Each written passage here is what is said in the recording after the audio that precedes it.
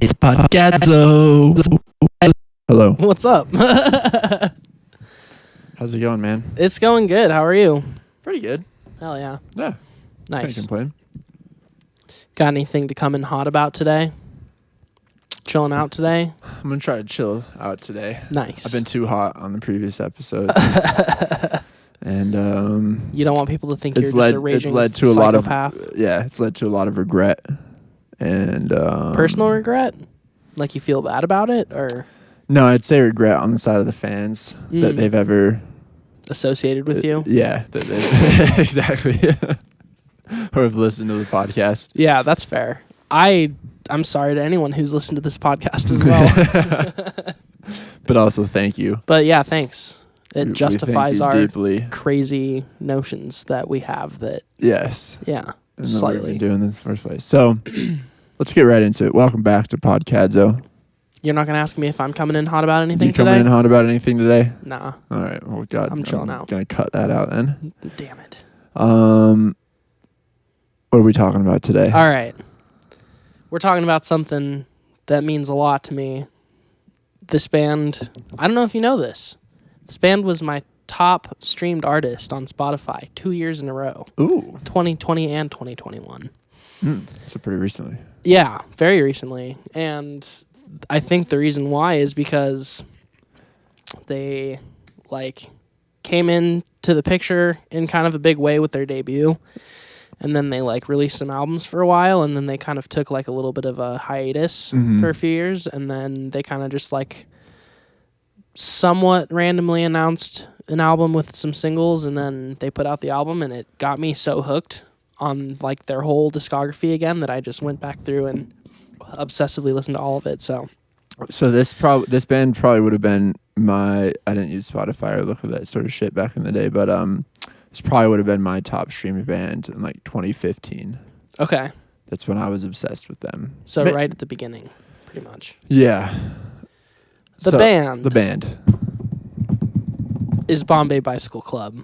Bombay Bicycle Club. And the reason why we decided to talk about them is, the reason why I decided to talk about them is because I felt like with everything else we've talked about lately, as far as music is concerned, they kind of fit into the fold timeline wise and vibe wise with everything else we've sort of talked about. Mm-hmm.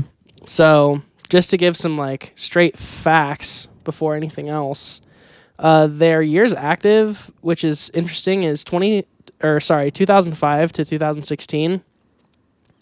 And then they went on that little hiatus that I mentioned, and came back in 2019, and they're still active today. They're actually gearing up to put out a new LP in October. I don't remember exactly the date, but a few singles out for that.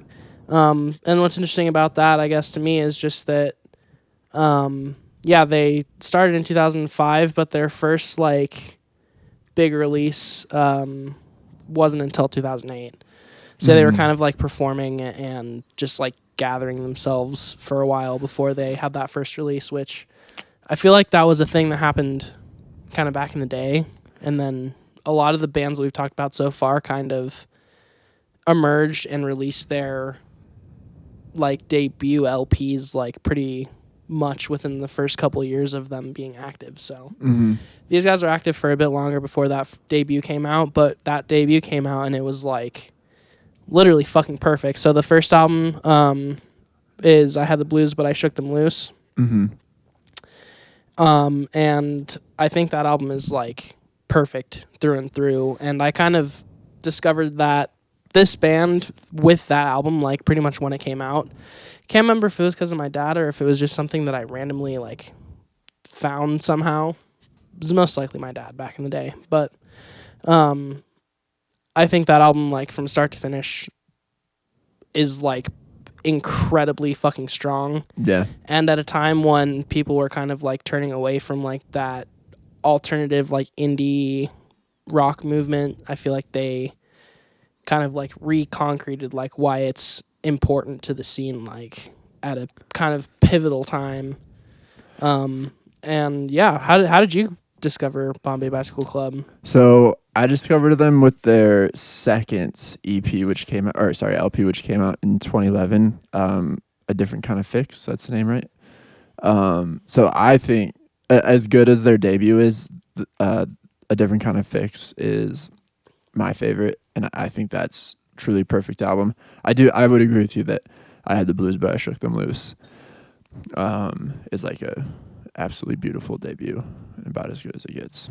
So yeah, Different Kind of Fix came out 2011. I listened to it then, and then when I started making my own music around like 2013 or so, I like really went back to Bombay Bicycle Club, and they were a big source of inspiration on like, because so I always associated them in kind of like a wave of kind of like erudite, intellectual, like indie rock.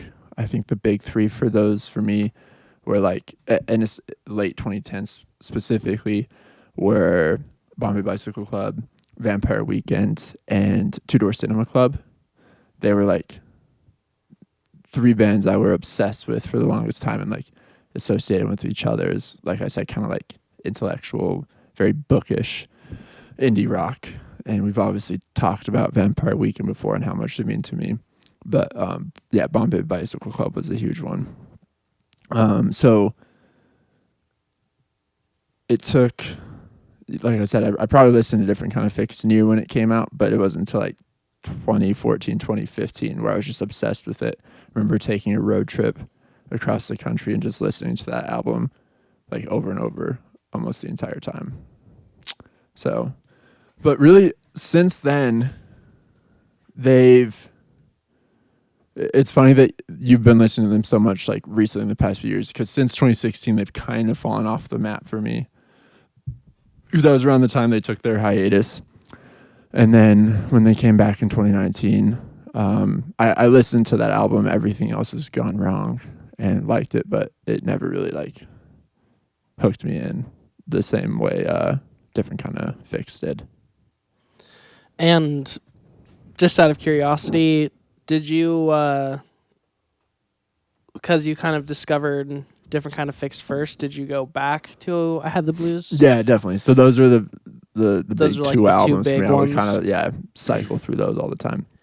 And I then, actually, sorry, I remember what really hooked me in is I was obsessed with watching like KEXP performances on YouTube back in high school, and Bombay Bicycle Club did one that's still probably one of my favorite ones ever. And like I said, it was like when I was in bands and stuff, and I was like, how do I like do a live performance like this and like incorporate samples and yeah, was that the session that they did for So Long See You Tomorrow? yeah. Yeah. Mm-hmm. I also was fucking obsessed with that when it got released. Because, yeah, they were so like calm in their demeanor throughout like the entirety of those videos, but the way that they were, like building it whole songs off of just very simple like loops. Yeah. Was like very fascinating to me at that time. That was also when I was still like obsessed with King of Limbs. So I think I just had like a loop thing going on back then. But I remember I bought the one of the members of the band had a God, I'm my brain is so foggy today. I'm drawing such a blank on the model of the sampler that he used. But I remember like immediately after watching the live video, saving up some money to buy that sampler to use, and I still have it today. Nice. Yeah. Do you use it? Yeah, sometimes. Nice. Just for like triggering shit when recording.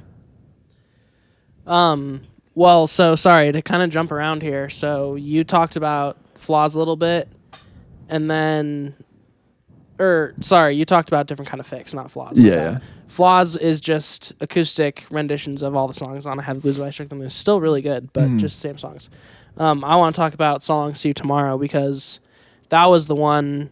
I think I obviously like really liked Bombay Bicycle Club before this came out, but this is the album that came out that solidified them to me as like one of my top bands ever. Yeah. Because of like the emotional range that the album has, and like kind of like the calmness in which the whole thing's delivered. Like it's produced like immaculately. The production is fantastic, and there's a lot of like standout moments, but the album at large doesn't have any like really intense like climactic moments. The whole thing's just like pretty and chill and like pop influenced somewhat, like synth influenced. And I think from what I remember, their focus with this album was to like specifically try to reformat the way that they were writing songs and like change their instrumentation slightly. And so they were writing like a lot of the songs specifically like on guitar and trying to figure out how to make them work on like synthesizers, or obviously like starting with just a 1 measure or 2 measure sample and trying to build an entire track around that sample. Which at that point in time, I think that sampling was like kind of in a high. And so there was a lot of sampling being done that wasn't like the best or the cleanest. And a lot of sampling was like just like call out sampling, like, or like shout out sampling, I guess I should say. Yeah. But this album used samples that were like very organic and like gave to the track, which now is like sample-based music could be maybe considered like its own genre in like rock and indie and even, you know, like EDM and dance and all that shit. There's so many people doing it, but this album, yeah, kind of just cemented in my head that these guys were like really talented and looking to like diversify their portfolio a little bit. And at the time that I was like going through when I was like a teenager or whatever and this came out, the like emotional range of the album just like connected with me a lot. So yeah, it's always been one of my favorite albums, and I'll come back to it very regularly and listen through it. Yeah. Like this solidified them as, I'd say, one of my favorite bands as well, because I was so obsessed with Different Kind of Fix, as I've mentioned, and then this came out, you know, immediately after. I was like, God damn. I remember really liking the single Luna and being obsessed with the music video for it. I still think that's a cool music video. Watched it The recently. song Luna was like part of the soundtrack of my life for a while. Yeah. Like every time I got in the car, especially during the summertime, like roll down the windows, throw on Luna, just fucking haul balls wherever you're going. Like, fuck yeah. Yeah.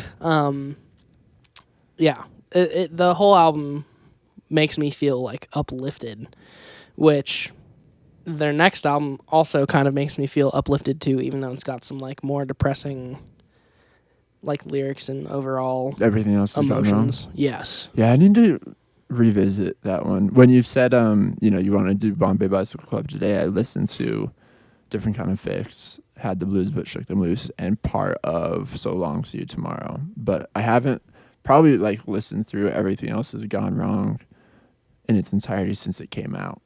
That album's like the reason why they were in my top in for 2020. 2 years. Yeah, because it came out in 2019. It's like right after when they... I think it came out in 2020. Okay. Like the very beginning of 2020. Yeah. Let's see. Yeah. Or no, sorry, that's the EP. 17 January 2020. Yeah. And I was I was on vacation in California with Robert and Will when this came out.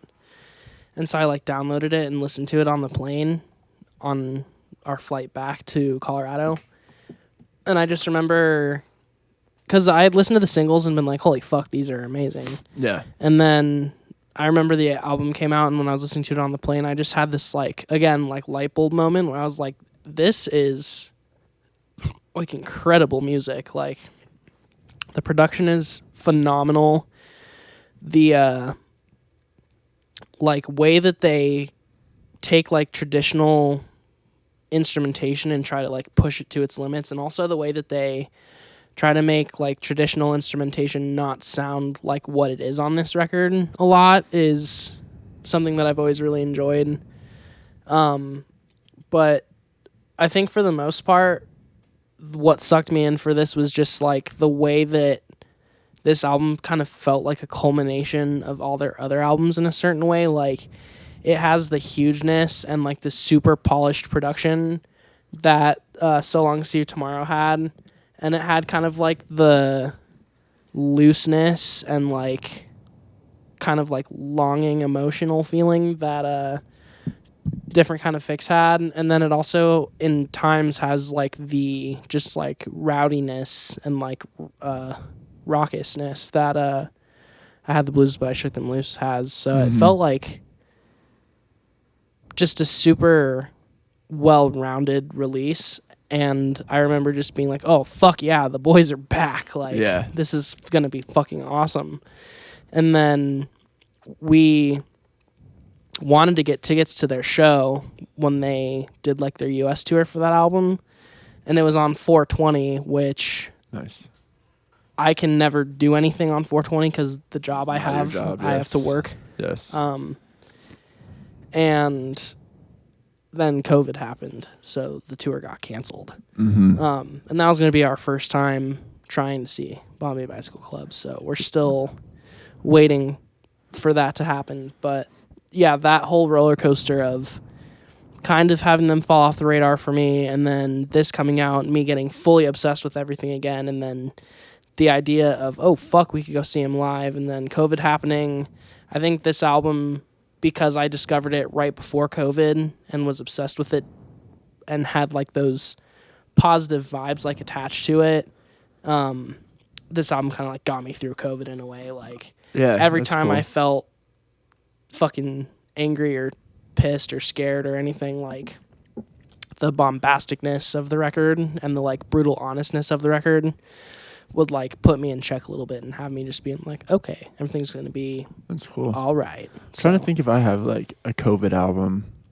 I think I went back to like older stuff a lot when in COVID. I think I was feeling lost and stuff. I kind of did too. Like a lot of my COVID albums were from like 2017 and like 2018, I would say.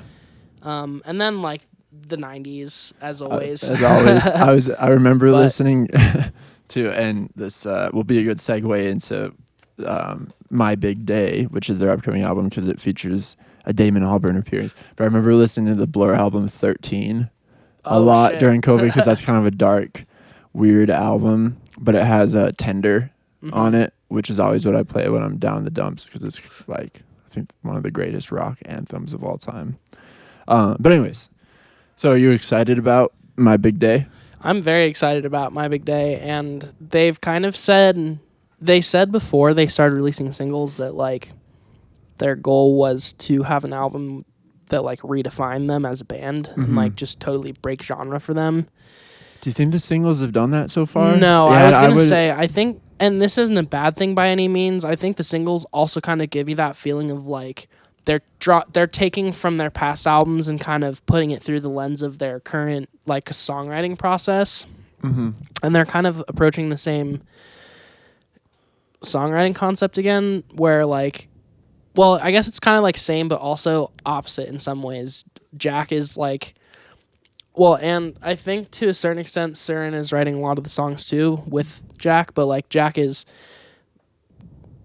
completing like song structures just with like a pad and sounds, and then bringing those to the band, and then they're like turning those into songs with organic instrumentation. But there's obviously still a lot of like synth and like sample based, or not samples I would say, but just synth and like drum machine kind of influence stuff on the singles so far, because I think they're going for like that, like not hyper pop but like super arty, like forward, bright, loud pop shit, but the way that they're applying the instrumentation still makes it feel very much like Bombay Bicycle Club tracks. Yeah, absolutely. I just listened to the 3 singles they've released so far on the way over here, and I think they're great songs, but I didn't think they broke the mold of Bombay Bicycle Club drastically. I was like, these sound like, classic Bombay songs, which is great. I really like the feature. I think the song's called Diving with Holly Humblestone. Yeah. That's a great song. And her vocals on it are great. And I think the bass tone and the fucking drum part on I Want to Be Your Only Pet is fucking sick. And that reminds me a lot of early Bombay, like blues and to a certain extent flaws. Yeah. Just the way that bass part like digs and like the distortedness that it has, but like the cleanness of everything around it. It's very clean music. Mm-hmm. It's probably the first adjective that comes to mind with Bombay Bicycle Club for anything is clean. Yeah, ever since So Long See You Tomorrow, I feel like their production has been like equally important to their songs as far as like the studio side of things goes, because it seems like they put a lot of time and effort into having huge mixes and cramming stuff into mixes, but making sure everything has like breathing room and everything is layered like so nice. Yeah, absolutely. That was another thing I had to say about I Want to Be Your Only Pet, one of the new singles, is just that there's like 4 different like synth voices that are all contributing to like one harmony, but you can like hear them all independently, which I just think is super cool. And the way that they can like make something like feel spacious and light when it's actually kind of crammed and dense is super cool. Just because of, again, how like bombastic they are and how much they can like groove, especially between like drums and bass. Yeah. Yeah. So let's go back to, for listeners who are unacquainted with Bombay Bicycle Club, the beginnings. Because it is surprising that they formed so early in the 2000s. But I feel like didn't really enter the... It was, their debut was huge. And I think especially locally, they had been popular for a long time. But I feel like they didn't really enter the like indie rock zeitgeist until the 2010s. And Jack and Jamie met when they were 15, which I never knew, so that could be part of it. I remember doing a deep dive on YouTube a while ago, and I found some videos of them from high school, like making music together. And That's even then, they cool. were they were like very amateur produced music videos. I think be interested to look for those again. But anyways, so Jack, who we've been referring to, is the lead singer and sort of primary songwriter, I guess, Jack Stedman, for Bombay Bicycle Club. So they formed in high school. They had a different name right before Bombay Bicycle Club for a while. Is it on this list? I don't know. You keep talking. I'll try and find it. So it started off as a high school band. The Canals. The Canals, bad name. Horrible name. Yeah. Let's see when they switched to Bombay Bicycle Club. It looks like pretty soon after. They switched between various aliases until they picked Bombay Bicycle Club. And that was before 2006. So yeah, they changed to Bombay Bicycle Club pretty early. Okay. I'm glad that they didn't stick with the Canals, because I probably would have never listened to a band called the Canals. I wouldn't have either. I mean, what's in a name? I think a lot. The music would have sounded totally different. I forgot I had these on. I didn't. I like it. So started early in 2005. There's a 3-year wait until the debut album, as we talked about earlier. But they were definitely doing their thing before then and really forming as bands. And I think they put out EPs or singles. Oh, I guess it's the next part. The Boy Used to Be in How We Are. Yeah, let's fucking go to that. Yeah. This, I think, was like a single that they released, obviously, as like an establishing with like some EP demos type stuff. Mm-hmm.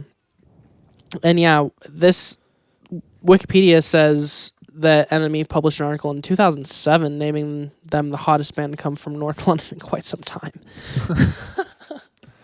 Cool. High praise. Thanks, Enemy. That's really way to like single down a compliment. I hate that. You guys are the best band that is between County Road 64 and County Road 66. In like a solid 3 to 4 years, I'd say. But they released that EP in 2007, February. And I think it was on, an indie label, their own label, which I think they just formed for the sake of getting the EP out.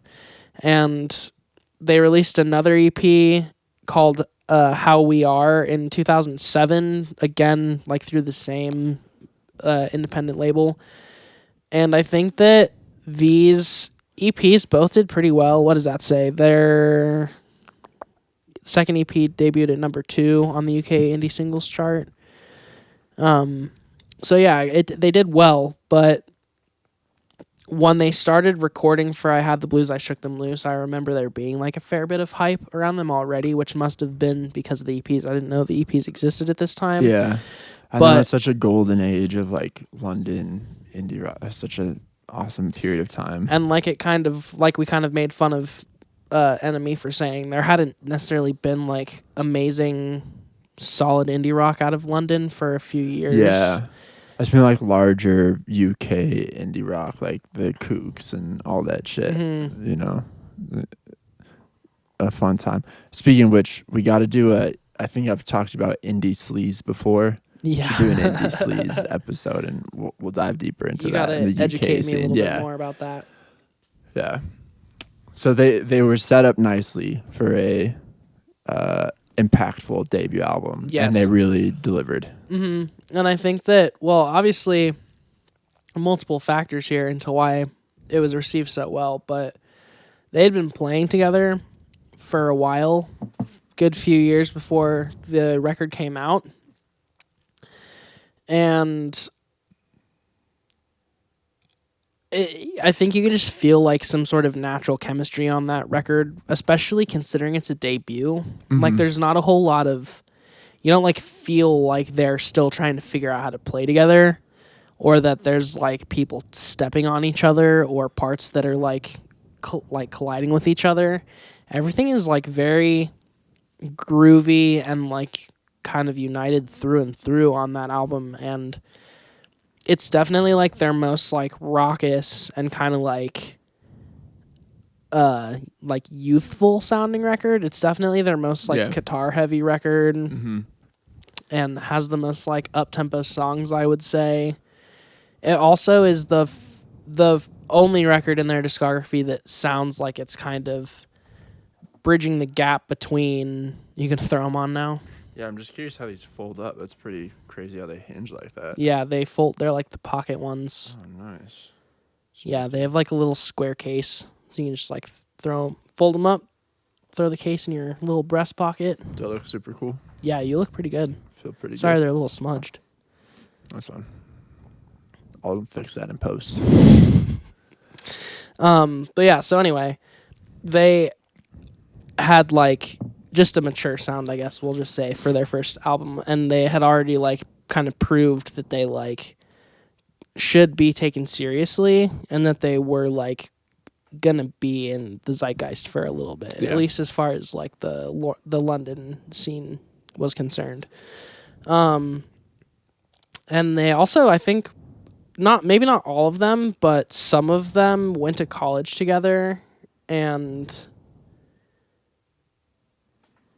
I don't think they put out the album until they graduated from school. But I think after they graduated school, they like took some time. Finished secondary school education, which meant that they could commit full time to music. So yeah, they took their time making the record too, which helps. Yeah. But yeah, I think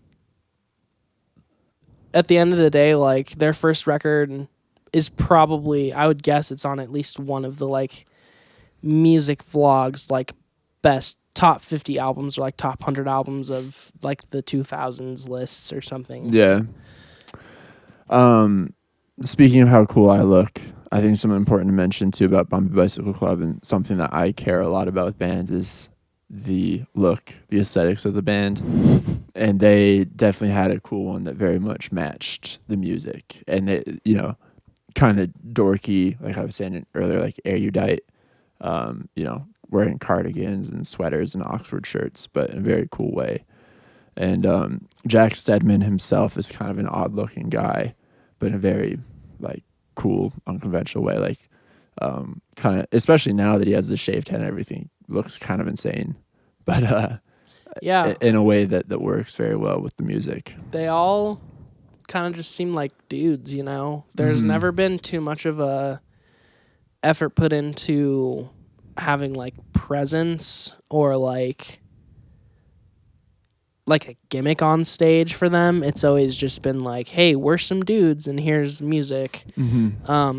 Which those have always been like my favorite types of bands, are the dudes who just are like the same on and off stage. But I did always want to like kind of be like these guys because they were always just so like relaxed and seemed so friendly and nice. And they like wore the clothes to the show that they like wore back when they were going to class, you know? Which like I could maybe come up with a couple bands that like are kind of costume based that I like, but nothing bothers me more than like the idea of Gwar, exactly, or Kiss, you know. I fucking hate Kiss. I love Kiss. But nothing bothers me more than the idea of like grown men changing into outfits for a show and like, you know, wearing something else to load in than what they play. Yeah, in. Which I'm not gonna lie, I've definitely changed shirts between load-in and set. Well, but it's only because I'm like loading in my own shit and I get sweaty. Yeah, if you're like sweating out, but like bands that like show up in like, you know, basketball shorts and then change into like suits for their performance kind of bothers me. Unless, I don't know. I mean, like, I get it. You want to have a certain stage presence, and that's cool. Do your thing. But dress like that all the time. Yeah, let your stage presence be somewhat resemblant of, like, what you actually are as a human being. Unless, you're like Gwar, which, like, they're fucking cool because they are intentionally trying to be, like, as outlandish as fucking possible. Yeah, totally. And then you have, like, Buckethead, who's cool because his whole thing is that you just don't know who he is because he wears a bucket for a head. Yeah. And then like Ghost is cool because they're all like thematic, but the theme plays into the music like they are. Are you a Ghost fan? Mm-hmm. Yeah, I love Ghost. I am too. Yeah, they're sick. Yeah, they were at Fiddler's and I didn't go because I didn't know about the show until afterwards. But everyone that went said that it was not good. Oh, really? Because of.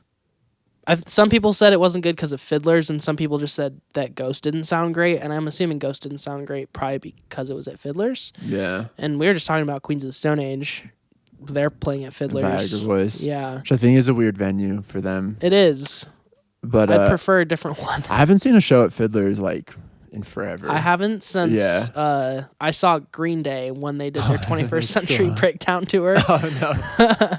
It was a great fucking show. Was that a good show? It was a great fucking show. I remember, and I was a kid, but I remember leaving Fiddler's and being like, this place fucking rocks. And now everyone just says how terrible that place is. That sucks. Yeah.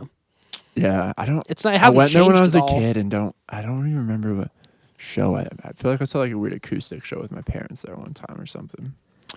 I don't know. But anyways, I feel like they're big enough. Queens of the Stone Age, that is big enough to play like. Well, they're definitely big enough for like Mission Ballroom. Yeah, Mission Ballroom would have been amazing. Ballerina, they could That probably would've even sucked. do. It would suck if they did ball, but I'm sure they could sell They tickets. could, Yeah. Red Rocks would have been nice. I'm assuming Red Rocks was just booked already up for years in advance. I know. But so anyway, back to Bombay. Do you have anything else to say about I Had the Blues, but I Shook 'Em Loose?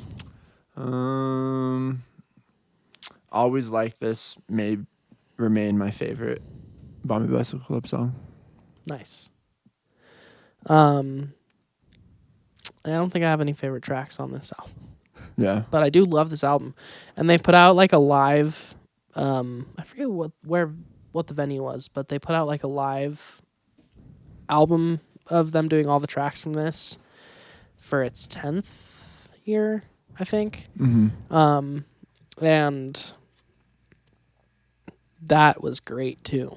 The way that the live tracks came out made me also feel like, oh, these guys still fucking rock. Like, these guys can still get down with it. Yeah. Which is cool because, sometimes one band's take a hiatus and then come back and do their first album. It's like, oh, this should not have ever happened. Yeah.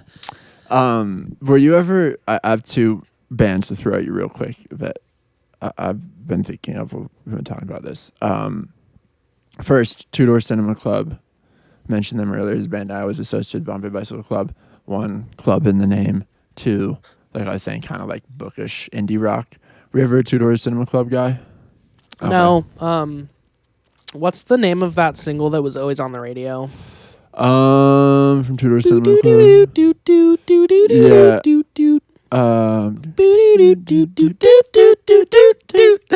Don't sue us. Yeah. Fuck. Drawing such a blank. That song was on the radio so much and was also so. It was like a radio single, you know? Like it sounded written to be on the radio. Yeah, they did very. That like turned me off from them. And to be honest, I have not listened to any Two Door Cinema Club outside of that. But fuck, I mean the fact that you What you know. And I can tell just what you know. Yeah. Yeah. The fact that you obviously like them and also discovered them around the same time and like, you know, put them in the same universe tells me I should probably go check them out because I was more obsessed with Two Door Cinema Club than I was with Bombay, I think, especially from a guitar point of view. The guitarist, and I used to know his name, I'm forgetting it right now, the guitarist for Two Door Cinema Club is maybe one of my favorite guitar players of all time and had a style I very much tried to emulate at one point. But I always... Well, maybe it's obviously just because I know Bombay Bicycle Club and I don't know Two Door Cinema Club.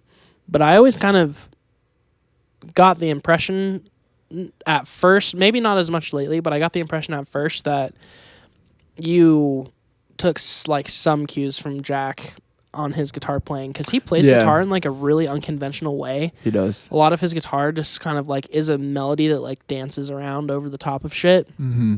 And a lot of your guitar playing is kind of like that too. Like you're not ever like your guitar parts don't like recapitulate too terribly much. Like they're always slightly changing and they're like more rhythmically focused on like playing into the overall song, which I always feel like Jack kind of was the same way, especially like later on in Bombay. Yeah. He was writing parts on guitar that he wanted to like play on synthesizer or that like he wanted to sound like a synthesizer. So he was always using guitar as way more of like a texture, which I feel like you also kind of use it that way as well. The other way I've first of all, thank you for the Jack comparison. Yeah, definitely what I was going for when I was younger, and still today. The other way I've kind of thought about Jack's playing and Two Door Cinema Club's playing is like very athletic and playful, which is always what I went for. Like, you know, kind of. I don't know if athletic makes sense. That's always how I associate it, but it's just kind of like dynamic and very playful is a good word. Yeah, for playful. An emphasis on melody, which I think is important. Yeah, the emphasis on melody in a band like Bombay is huge because they're trying to like. The influence that they draw from pop is to have like super catchy hooks and things that, you know, will like definitely get stuck in your head. Things that are like easy to hum, things that are easy to memorize.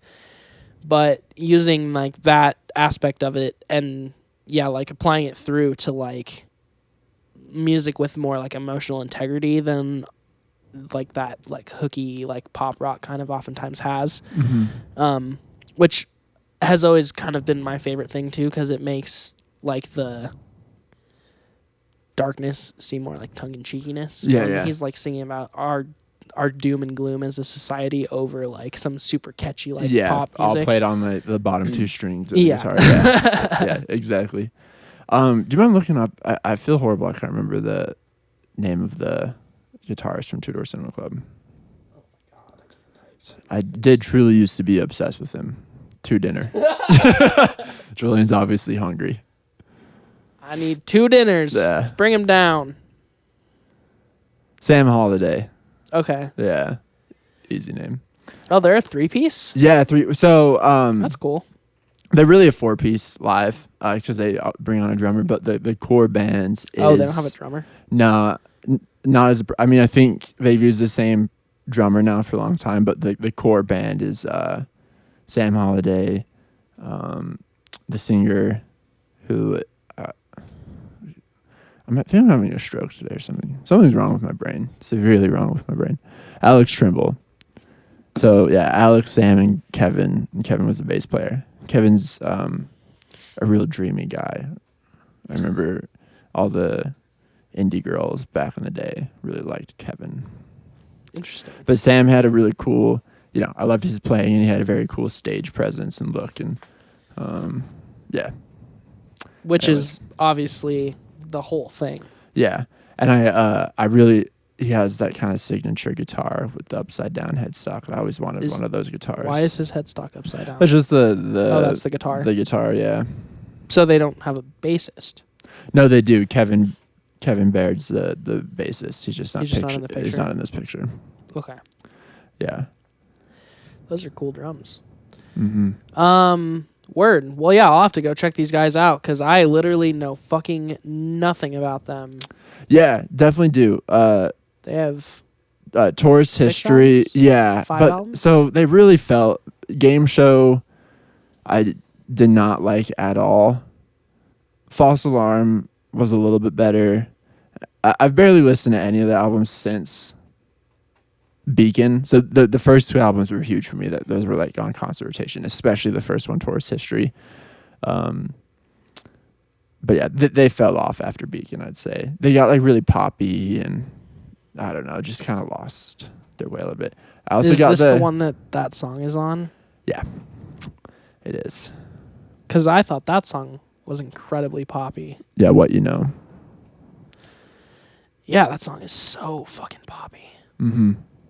Well, yeah, so it was like indie poppy though. They got like with Game Show and stuff, they got just kind of Like straight pop. Straight, more mainstream pop, and it, not as much of a guitar presence and all that. Also, I do not care for this album art. Yeah. It's a little bit I never cringe. did. Yeah. I feel like the Beacon album cover is better.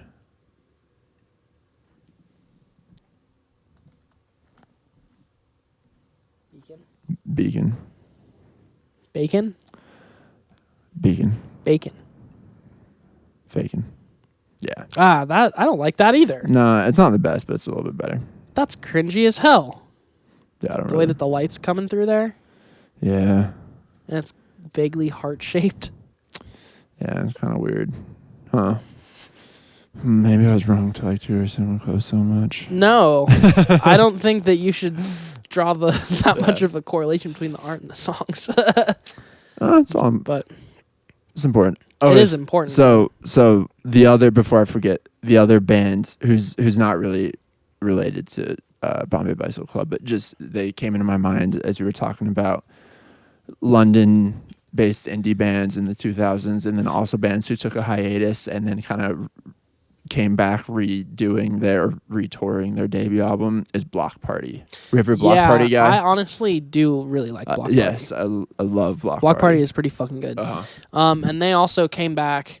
And, well, since we're kind of on that topic, like Mars Volta, were you ever a Mars Volta fan? Oh, yeah, for sure. Because I feel like they came back in a pretty big way, too. Like, their new album is super different from their earlier shit, but it still sounds like Mars Volta, and it's still, like, contributes to, like, the overall universe. I don't think they toured any old shit lately, so they don't fit in that way, but... Yeah. I remember a couple years ago, and I don't know if they took like an official hiatus, but I just feel like I Block Party weren't really doing anything, and then they did a big tour, I think just they playing did. Silent Alarm, their debut album, through their entirety. But before then, they had kind of fallen off in my book because they did a lot of like straight kind of electronic music for a while, which I didn't spend a lot of time with, so maybe it's not a fair judgment, but I kind of thought it was shit. I liked it. It definitely wasn't as good as Block Party's first 2 albums, but it still had like the fucking what I always call like caveman aggression that like the first 2 had. Yeah. It was like very like pointed. Did you ever listen to 4? Their album 4? I don't think so. That's a big slept on one. It has like the single one of their bigger singles, Octopus, on it. I think it came out I think I like listened to that 2011-ish, Yeah. 2010-ish. 2011. Yeah, Freshman 2011. year. Okay, yeah. No, that makes sense. So that I was into Silent Alarm and stuff, and then 4 came out and I got obsessed with that album, and then really went back on Silent Alarm, and that's maybe one of my favorite debut albums. I forgot that was called 4, but that album, again, like I had been listening to pretty obsessively just because like my dad threw it on and was like, "This is their first album in a long time." And I was like, "Oh shit." But I haven't listened to it in a few years, so I gotta go give it another listen. Yeah, it's a great album. I listen to it. It comes on my shuffle often, and there's some really good songs on it. It's kind of slept on, in my opinion. Okay. There's a lot of because I feel like everyone kind of was like feeling the end of the like really cool indie rock movement in the 2010s and stuff. Mm-hmm. And so I feel like there's a lot of great albums that came out then that were kind of swept under the rug prematurely as like, kind of end of an era. We're not going to like really focus on this or like invest in these albums too much. Mainstream pop was like dominating at this point. Like, yeah. Oh, totally. Your Lady Gaga's and your fucking... Yeah, and this was like the dawn of like EDM pop where it was like, DJs with like crazy EDM hooks, and then, they got like primarily female vocalists to do choruses over it.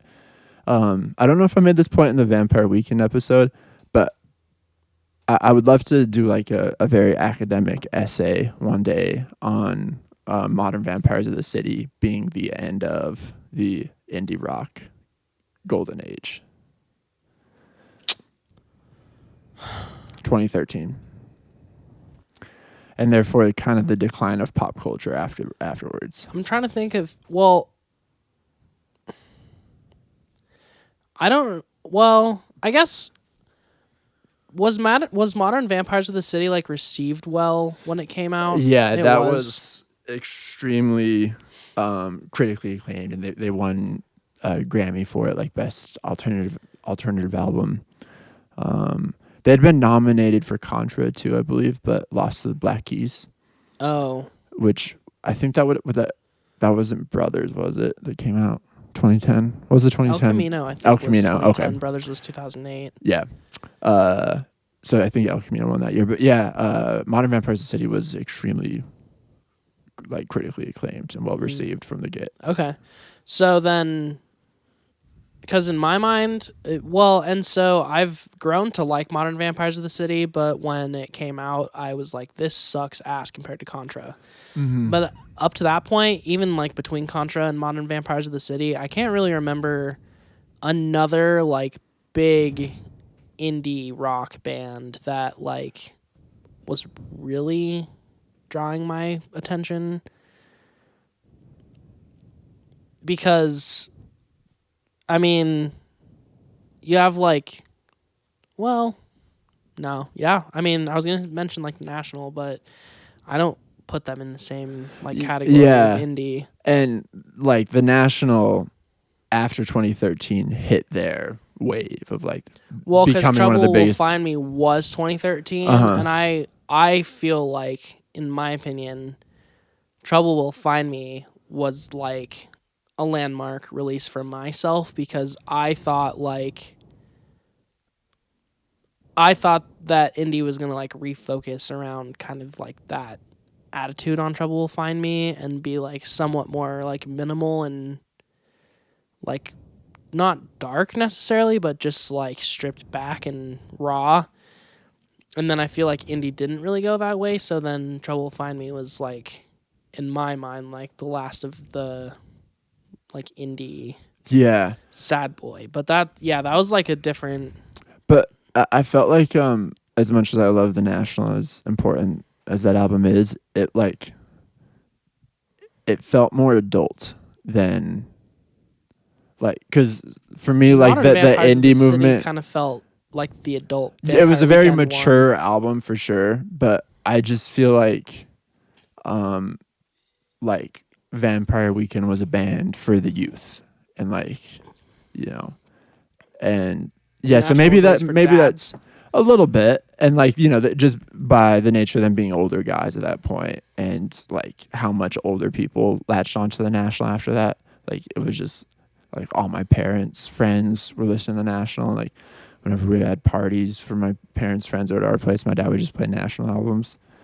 So yeah, I think that contributes to it too. And I think maybe by the nature of Modern Vampires of the City being a more mature album, it's like, wow, things are changing. Like, you know, these like youthful indie rock bands are like becoming adults, and you know, it's kind of an end of an era.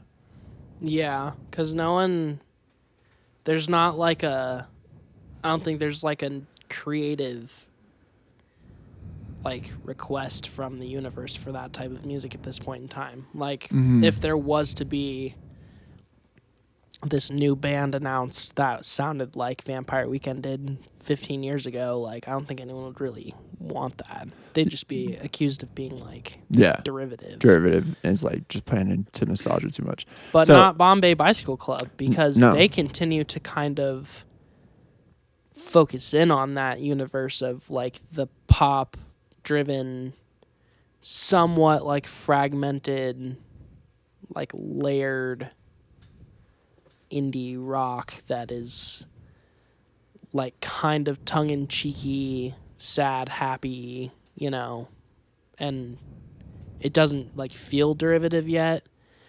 And maybe it's just because they have the track record to back up the decisions that they make now, but yeah, I don't know. Like I feel like even if Vampire Weekend like went back and they're like, we're gonna do a return to form album, people would be like, I'd be disappointed. Yeah. Yeah, totally. So to close off what I was saying, these bands are just coincidentally in the New York indie rock scene, but I'm not talking about just specifically New York indie rock, indie in general. I think there was like the golden era. Our book is bookended by Is This It in 2001, and then Modern Vampires of the City in 2013, and everything that fell in between them like had this amazing like place in the indie rock continuum, and like there was such a great scene around it. And that's not to say that, of course, that there's not like great indie music made after that. Of course there is, and all the bands we've talked about, of course, have released great music since 2013. But I just feel like it hasn't been in the same like kind of canon, in the same universe, and hasn't had the like context around it that albums between like 2001 and 2013 did. The one album that I can think of right now to refute for me would be Painted Ruins by Grizzly Bear, which came out in 2017, because it's like, don't get me wrong, a super fucking mature record, and it's made by dudes that are like a little bit older. They're not old, they're just like in their 40s, you know, so they're not like in their mid 20s like Ezra Koenig was when Contra came out. Yeah. Well, unless Koenig was older than that, but he didn't look like it. No, I think he was like 20. He's probably our age when Contra came out. So 26. Yeah. I think that Painted Ruins album has like a lot of the same, like, it doesn't sound the same, but it has a lot of the same like headspace and inspiration as like Modern Vampires did in 2013, because it was like largely like cinematic and like not like tongue-in-cheeky at all, kind of like the way that some of the Vampire Weekend is, but more just like upfront in delivery and like super like self-reflective, I guess I would say, but attached to like the kind of like super like orchestrated cinematic like indie rock that like Grizzly Bear is. Yeah. So maybe it's not quite the same, but in my mind, that I would argue that like maybe Grizzly Bear is more of a bookend for me, because like Painted Ruins came out and I was like, this is like the perfect indie record, and I still believe that it is. Like I don't know if there is an indie record that I like more than Painted Ruins. It's a great album, but I just feel like there was such a lack of that, of like good music, of great indie music between 2013 and 2017, that it just felt like, it kind of stood by itself and wasn't like in this, like, again, there was like not this amazing scene around it, and like so much great, like, guitar based indie rock music coming out around it. Yeah, except I mean, I kind of would say like Shields. I think Shields came out in like 2011, so around the same time as Modern Vampires, but it was just like it was like the version 1 of what Painted Ruins is kind of. Mhm. But I mean, I guess you're right. Like there could have been like a dry spell there for a few years where all the indie rock bands in the 2010s were either trying to like emulate modern pop so that they could like have those like super big hooky singles, or I feel like they were trying to lean back into like the like rawness of like grunge and like garage rock and metal of like the earlier 2000s, because there was a lot of like heavy music that I remember coming out around that time that people were pretty obsessed with, and like prog was like pretty big, and then it was like pop. That was like the only other thing. I think to support my point, part of it might be like the hipster movement too, that there was like kind of a cultural like fashion thing around like indie music. I think Grizzly Bear was Until always that point. outside of that entirely. Yeah. So then maybe they're just their own thing Maybe. outside of what I'm talking about. But I don't know. No, I would argue Grizzly Bear is like, hipsters loved Grizzly Bear. Totally, but Yeah. I think Ezra Koenig, as much as he could like, maybe he never actually said that he doesn't care about like the attention or the whatever that he gets from like being kind of like an iconoclast that he is. Mm-hmm. But like I feel like he still definitely makes choices where he's like, like I'm going to post on Instagram that I'm wearing this like tracksuit from 1991, Yeah. like, because obviously people are going to be like, whoa, that's cool. I miss him And that being plays active into like on his Instagram. personality Yeah. or like his image rather. But I feel like the Grizzly Bear homies never did shit like that. Like they were always just like, we're just going to do our own thing and people can like it if they want to like it. Not to say that like Ezra Koenig is like vying for attention on social media to try to get his music bolstered, because he definitely doesn't need that. But I think it's always been kind of like the two go hand in hand. Like, I'm an indie kid. Indie kids sound like this. They dress like this. They like eat this type of shit. Mm-hmm. They like wear fucking Birkenstocks. Yeah.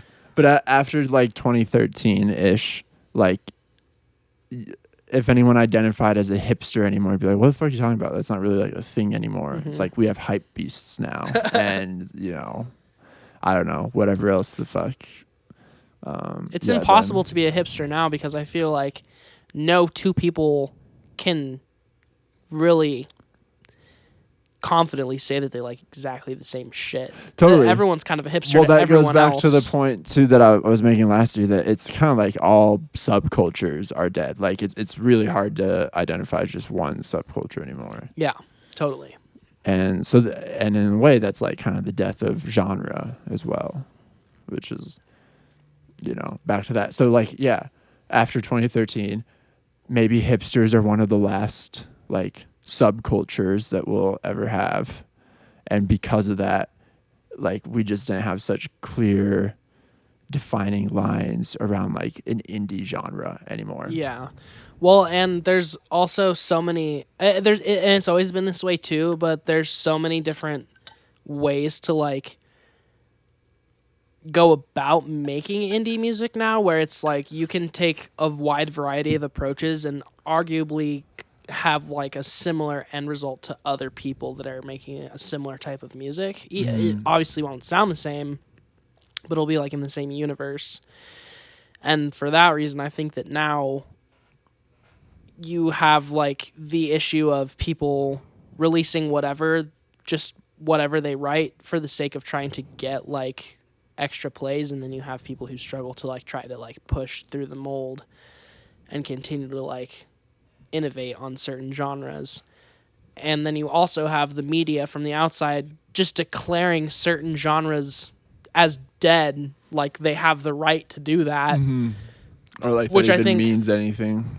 Sends even more of a mixed message to like consumers, because consumers see things like that and they're just like, oh fuck, there's no more good rock music out there, so I'm not even gonna look for it, you know? Mm-hmm. I'm just gonna keep listening to what I like and assume I'm that just gonna there's go nothing else. look up AC/DC videos on YouTube and be like, I remember when rock and roll was good. I remember when rock music had soul. I'm 17 and I like AC. I listen to this sort of music. Yeah. Let's take a pause real quick, my dude. I gotta rock a piss real Gotta quick. take a piss. And we're back. Okay. So wait, we'll get back to Bombay Bicycle Club here in 1 second. But last thing I want to say on the genre topic, and it relates because we were talking about Viagra Boys before we started the episode. But I think something that's been exciting me lately is that bands like Viagra Boys, Sleaford Mods, Idols, Shame, like those sort of bands are the emergence of like a first like definable genre with like a cool movement around it that we've had in a while within the rock world, where like it's kind of shouty post-punk music with like a it's weird electronic element. It's weird to me that that's gaining traction now because, well, I mean, it's not weird because everything is obviously a pendulum. Things gain popularity and fall out of popularity and then regain popularity. We see that happen with fucking everything. But what's interesting to me is just the fact that it's happening now because, again, to go back to the fact that music outlets have just declared rock music fucking dead like 10 times every year for the last decade, like the need for rock music I think always stays around because there is always like an upfrontness and like an emotional connection that can be made super easily. And when like culture at large spends any period of time that can be considered like too long focusing on one thing, it's gonna want like a palate cleanser or like a reset of some kind after a while. And so I feel like we've been so channeled in on pursuing like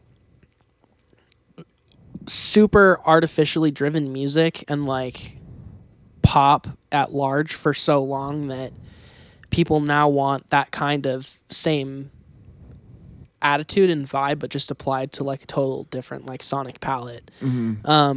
And that's, I feel like, why like Idols is popular and like Turnstile too, because like they are like excessively angry. They're not like too heavy and too like loud and brash, but they're still loud and brash enough to be considered like heavy music, which is cool. And I think that does a good thing for heavy music because it shows people like, oh, if I like this, maybe there's other aspects of like heavier music that I like as well. It like encourages that exploration. But that kind of music I think never went away. Well, I know it never went away because that's what I was listening to in like the 2010s and you know all the way through till now. But it's been interesting to see the like amount of bands that have emerged within the last like 1 or 2 years where that's like the whole focus of the band. And just to shout them out super quickly because they just put out a fucking album, The Armed. Oh yeah. Because I've always talked about how much I love The Armed. They put out an album called Perfect Saviors, which I think is kind of a perfect example of what we're talking about right now, where they like take a lot of pop and hyperpop influences and try to meld them into like a hardcore universe. The new album is like, and they've said that they like wrote a pop album and then tried to like apply that pop album through like, you know, a hardcore lens, which I think they pulled it off fucking perfectly. And they're like the band right now that gives me hope to where genres can still like intermingle and like be hybrid albums, but there can still be like defining lines of like, this is a hardcore album with like pop elements as opposed to like, oh, this is just some weird new genre that we're like inventing, you know what I mean? Like they're like, using a lot of... It's just a random thing that doesn't really have any meaning elsewhere. It's totally. a one-off. It has a lot of like palatable like context clues to where you could be like, oh, this like totally lives within the universe that we're already in, but it pushes it forward more. It like encourages like that extra level of innovation and thought to be put into it, because they're not doing anything that can't be done by anybody else. They're just doing it in like And a completely different way. Armed are UK, right? No, they're from Detroit. Oh, they're from Detroit. Okay. For some reason I thought they were a UK band. Okay, that's cool. Detroit. Yeah. What I was going to say about those other bands is it is cool that it's kind of happening like regionally, in like a UK, Northern Europe sort of thing, because that goes a long way for like creating a very definable movement in a scene. Is like you kind of have to have that like regional thing about it. Yeah. But yeah, Armed being Detroit, that's cool. I love a good rock band from Detroit. That's very it's dope. I think there's not that they're necessarily rock, but just a cool band from Detroit. Yeah, there totally is like just like an attitude and like an abruptness, I feel like, to the way that Detroiters make music specifically. Totally. Because the Armed are super brash and they're super like, I mean, they don't pull punches by any means, but they're not like scary, they're not like, because some especially like art pop or just like modern hardcore that tries to be like metalcore is just like kind of scary, like intentionally edgy and like wants to be jarring. Like 100 Gex is an example. Like all their music, I fucking love it, but it is all kind of like, whoa, Yeah. Where I'd be like kind of scared to go to 100 Gex show. Exactly. Because one of like violence perhaps, and two because I'd be like, everyone here is so much cooler than me and I'm a fucking poser and don't fit in, I'm not quite like hipster enough for even that shit. Yeah. But and then there's like, metalcore that exists right now where the whole point is like, I want to rip your fucking face off. I want people to like bleed. I want there to be pain. Yeah. And the Armed obviously is nothing like that, but they still have like the abruptness and the like kind of rough edge shit that like a lot of that hardcore and art, or not art pop, but like hyper pop kind of has. Yeah. But yeah, so the Armed, if you haven't listened to that record, you fucking should. I've been meaning to. It's been like in my queue for a minute, but I want to give it a full listen through and give it its due attention. They deserve all the hype that they're getting right now, because I really do think that they're the ones who are like the most inspiring when it comes to like taking rock or heavy music and putting it through other like filters, if you will, and like maximizing that concept and not doing it in a half-assed way. Like the elements of that album that are like pop driven or synth driven are like fully produced and fully there. It's not just like, oh, here's a hardcore song, let's throw a synth on top of it so that it sounds more modern or whatever, yeah, fucking love them. I'll check it out. Let's bring this back to Bombay Bicycle Club and wrap this bitch up, because we're at about an hour. The thing that I'll say that I think makes everything else that we just talked about kind of relevant as far as Bombay Bicycle Club goes is their album Everything Else Has Gone Wrong, to me, does like that exact same thing that the Armed record does, but just with like indie instead. It's like, here's how you make it a perfect indie rock album, but through the lens of like late 2010s like pop / like to a certain extent like indie rock. Yeah. It blends like all sorts of different like sonic ideas together in like such a seamless way that it's like, oh, there's times on the record where I literally can't even tell if it's a guitar or a synth playing, because either the guitar is recorded in such a way that it sounds exactly like a synth, or the synth is recorded in such a way that it sounds kind of like a fucking guitar. The way that those like lines are blurred on the record and the way that they make it all seem just incredibly like fluent from song to song and even just piece of song to the next piece of a song is like immaculately done. And I don't think I've necessarily heard like an indie rock record since this one that I can say has like given me that level of excitement to where I can listen to it every single day, like once or twice a day, and not get even remotely sick of it. Totally. Yeah, that's something impressive about Bombay Bicycle Club is, that a lot of these albums, well, the first two especially, were on like repeat for so long, for like many different times in my life, and I never got sick of them. I can revisit them whenever, and it still feels fresh and inspiring. Yeah. I did there. I had a COVID attachment with Bombay Bicycle Club. I was living with Julia's sister and her now husband for a while, right at the start of COVID, and there was a time where like every night we would put on Bombay Bicycle Club, especially like Just a Feeling, and drink some beers and like dance to Just a Feeling. So that was a nice memory of early COVID. Was listening to Bombay Bicycle Club with them. That's one of the things I always felt about their last two albums specifically, but just kind of all of them. I've never been too much of a like throw on an album and kind of like chill and like dance person ever. But like listening to So Long See You Tomorrow, like I want to fucking dance to it. Totally. Like I want to like fucking. Yeah, we would all move just my stand head. around the kitchen and like, bob our head. And it beers, makes talk. me feel like somewhat euphoric. Like it always uplifts me. Even if I'm already uplifted, it makes me feel just even more like grateful for everything. And if I'm like pissed off or sad, their music just makes me feel like, oh, well, there's still like a chance that, I won't feel like this in the future. Yeah. Which again, like not too many bands make me feel like that. Even bands that I fucking love, like Radiohead, if I'm fucking depressed, I'm not gonna be like, Radiohead I know will it's get gonna me make deeper me into feel it, better. Yeah. Radiohead makes me excited and accepted, or like makes me accept my depression. Like it's cool to be depressed. I'm gonna stay depressed. Totally. I'm gonna find out where this takes me. Yeah, but Bombay Bicycle Club, it helps lift me out. Even today, like I was like been in a little of a funk lately, especially with work and stuff. And I was at the office, like I said, listening to these albums again, and even like reading the title, I had the blues, but shook them off. I was like, yeah, that can happen. Yeah, totally. Feel uplifted and a little hopeful.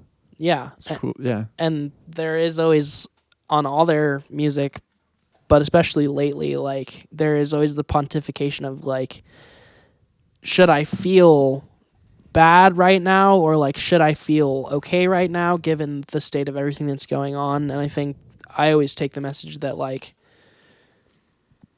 it's better for yourself to just choose to feel better, or like not be nihilistic and like pessimistic about every single aspect of the things that are bad that are going on. And that's always something that I feel like has translated super well through like their music and their art too. Like the music's always been light sonically, but challenging like from a lyrical perspective, where it's like, it makes you think about your life and it leaves everything open-ended enough to where you can like apply it to yourself.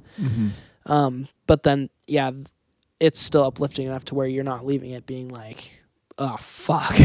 Yeah. Which, again, like, even some of my favorite bands, if I'm listening to them in the wrong headspace, I leave that situation being like, oh, shit, I feel worse. Yeah. Yeah. So. Totally. And I feel like Bombay is always going to do that. I don't think they're ever going to be anything besides that, like, emotional companion that, like, I kind of regularly, like, try to pull back to when I'm going through things in life. Well, hell yeah. I think that's a good note to end on. By the time this episode comes out, we'll be pretty close to the release of the new album. It's October 20th.